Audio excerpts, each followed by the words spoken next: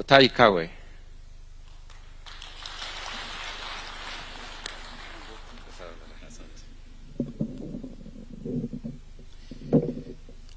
Your Excellency, President William Samoei Ruto, in the interest of time, allow me to ride on established protocols. Your Excellency, today is a very important day. Today is a great day for a lot of people who are sitting here in front of you. And today, somebody is going to put some money in their pockets. And you know, Your Excellency, when you gave me this position, you told me that the responsibility that you have given me is to ensure that farmers put money in their pockets. That's the job. Hiyo ndio kazi mimi ulinipatia. So when I hear in the slightest way that somebody is getting some money in their pockets, I feel that I'm on my way and we are on our way to the job that you set for us.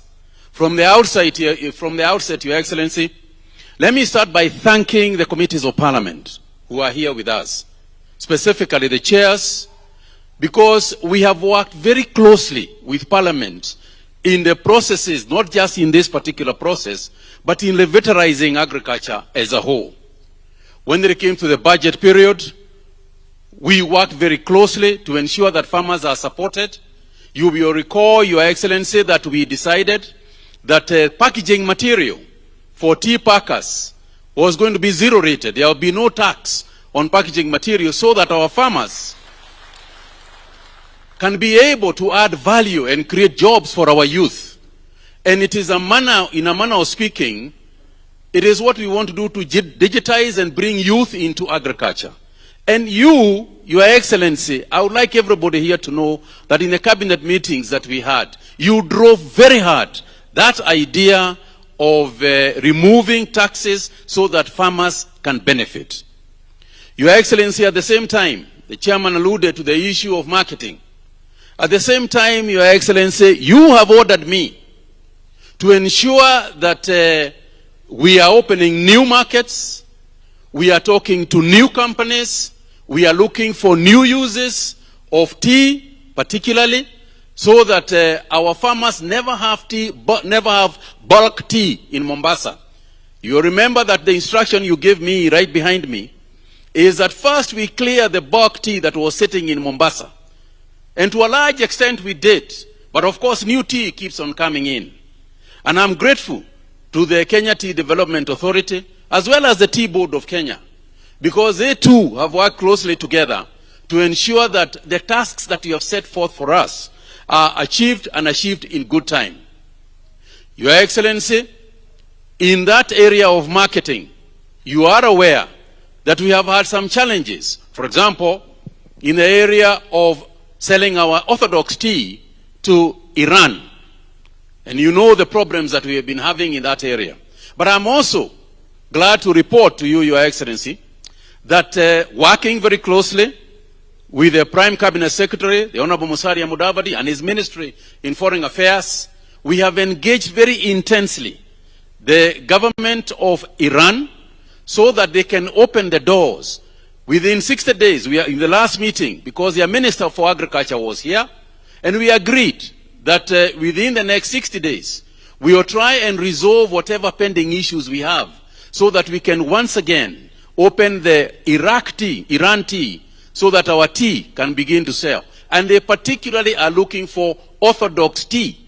And as you know, a lot of the companies represented here are also investing in orthodox tea, because orthodox tea will fetch higher prices than regular tea. And for that, again, we are grateful.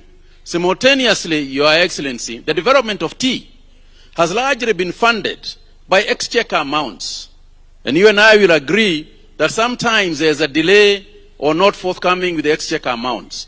Consequently, through Parliament, we want to finish the regulations regarding the issue of funding of tea research and other activities in tea through the new act which is going to come, so that a bit of the money that we are going to get can fetch from ourselves via small levies, so that we can have our own money to develop these new crops and new varieties that our farmers need, so that they can also increase productivity per unit and productivity per tree, so that we can increase the quality of tea. Your Excellency, without much ado, what I would like simply to summarize is as follows. We are determined to do a number of things. One is to increase the quality of tea. This hawking business, Your Excellency, you and I have shared this, the hawking business must come to an end. It is the only way that we can ensure that the quality of tea remains at how it is known across the world.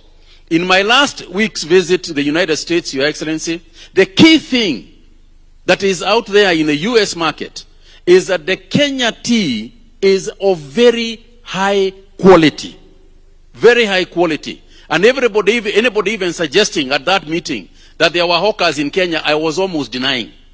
Because that would threaten the image that we have of good quality Kenya tea. So we intend to stop completely any hawking of tea.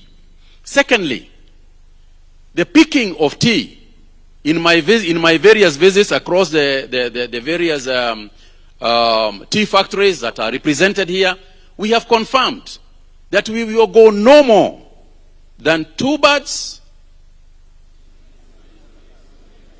2 leaves and a bird. 2 leaves and a bird. 2 leaves and a bird. And we have agreed. Although we have been to some places and seen almost a branch, but that's a story that we want to finish. So, Your Excellency, today as we congratulate the people who are going to receive the money, and thank you very much to everybody who got involved in this process, we want to thank you also for the continued support. You know, Your Excellency, my job is easily discounted by half in terms of difficulty, because you were the minister for agriculture. So every time I try to tell you a story, you just look at me and tell me, Mutahi, hiyo kazi nimefanya miaka mingi sana. So we know that we are well represented in the Ministry of Agriculture. The President himself was the Minister for Agriculture. What else would he be asking? What else would he ask for? So allow me therefore, ni waulize sisi nyote, tusimame, tukaribishe Mheshimiwa Rais, ndio amzungumzie. Makofi tafadhali.